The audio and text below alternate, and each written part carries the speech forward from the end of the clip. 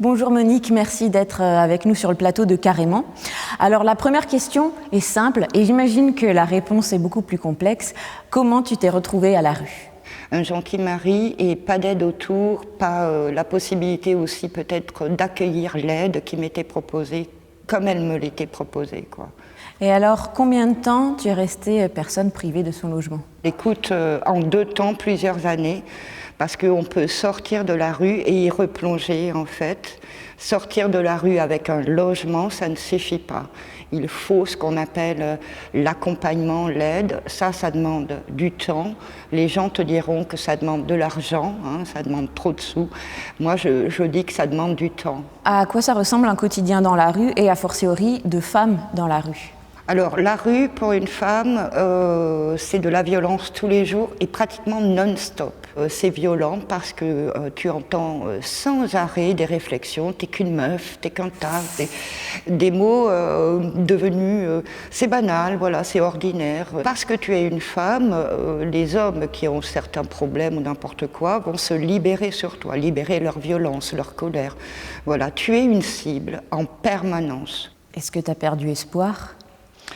Oui, mais perdre espoir, c'est jamais du définitif, en fait, c'est faux.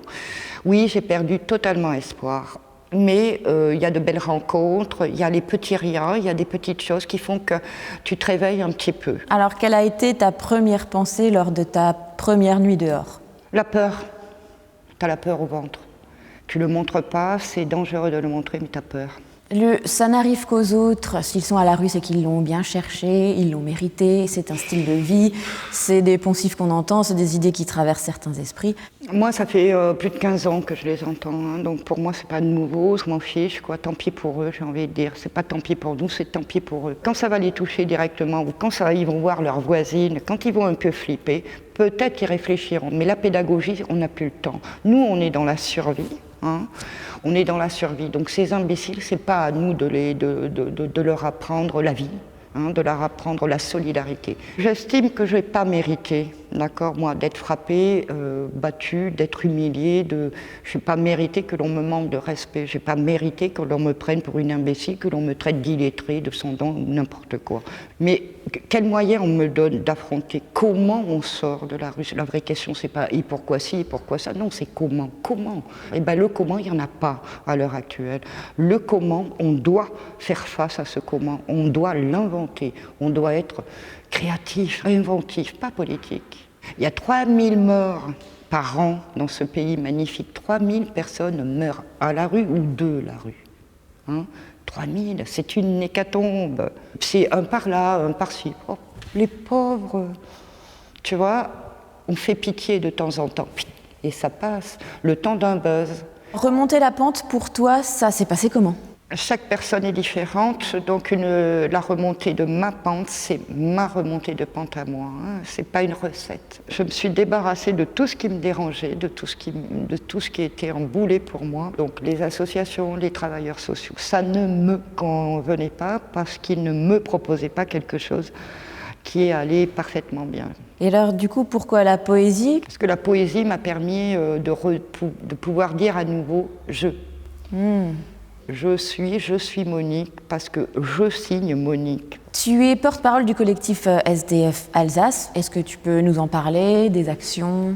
Nos actions aujourd'hui sont basées sur santé et hygiène. Les gens vont te dire « mais ils sont sales », ils ne se demandent pas comment on peut faire quand on n'a pas de maison. Quand tu as 3 douches quelque part pour 200 personnes qui sont à la rue, au mieux tu vas prendre 1 douche par semaine. Si tu es un battant, on distribue des t-shirts, on distribue des caleçons, on distribue des chaussettes. On en demande, je dis ça comme ça au passage.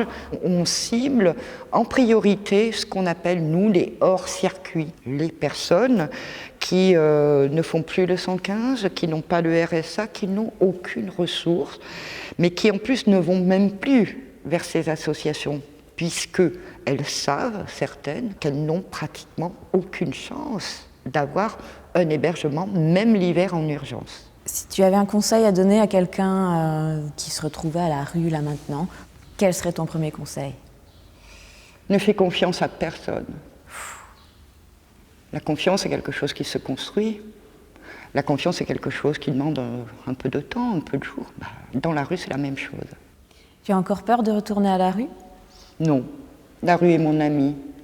Je suis plus forte qu'elle. On a l'habitude de terminer l'émission avec des questions très rapides auxquelles il faut répondre Vite. Très rapidement. D'accord. Pour travailler, en silence ou en musique? En musique. Sucré ou salé? Sucré. Émile Zola ou Guillaume Musso? Ah merde.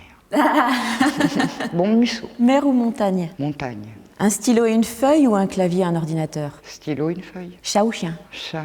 Amélie Nothomb ou Stephen King? King. Ville ou campagne? Campagne. Carnivore ou végétarienne? Végétarienne. Rimbaud ou Verlaine? Verlaine. Alsace ou Grand Est? Alsace.